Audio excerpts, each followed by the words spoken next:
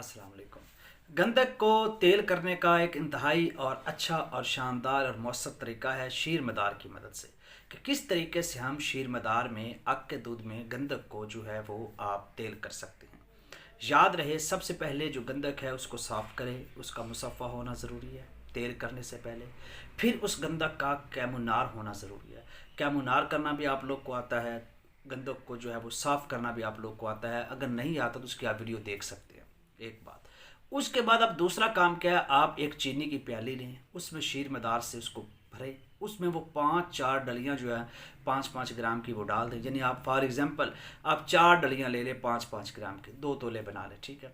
वो डेली की बुनियाद पर रोज़ाना क्या करें आप लोग, उसमें ताज़ा शीर मदार भर दिया और धूप में रखना है। ये याद रहे, प्याले को धूप में रख देना है, दूध जम जाएगा। उसके बाद आप उस डलियों को क्या करें, निकाल लें शाम को और किसी रुई में या कपड़े में लपेट कर रख दे। 30 दिन तक तो आपने उसको बाहर नहीं रखना रात को, ठीक है। ये तरीका होता है तेल करने का, हम शबनम में रख देते हैं।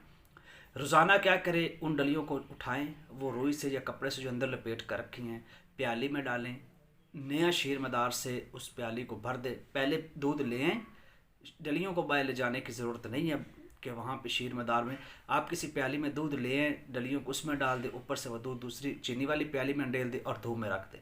शाम को उन डलियों को निकाले, साफ़ करके फिर लपेट कर अंदर रख दे। दूसरे दिन फिर ताज़ा दूध लेकर, थोड़ा सा दूध चाहिए होता है, चीनी की प्याली की बड़ी भी नहीं होती, ठीक है। ये 40 दिन करने के बाद फिर आप रात को रोज़ाना शबनम पे रखें, 3-4 दिन के अंदर तेल हो जाएगा। ये तेल आपका अक्सरी होगा क्योंकि ये कैमुनार भी थी, मुसफ़ा भी थी। उसके बाद अगर आप डायरेक्ट तेल करोगे 40 दिन के अंदर तेल हो जाती है, लेकिन वो काम कम करेगी नहीं करेगी क्योंकि वो कैमुनार नहीं है, ठीक होगी बात। ये बात थोड़ी सी आपने ख्याल रखनी है।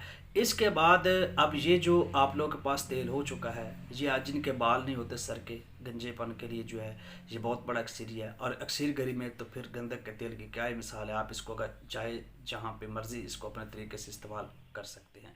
तो खैर, ये मेरा तरीका था कि शीर मदार की मौजूदगी में गंधक को किस तरीके से तेल किया जाता है। शुक्रिया।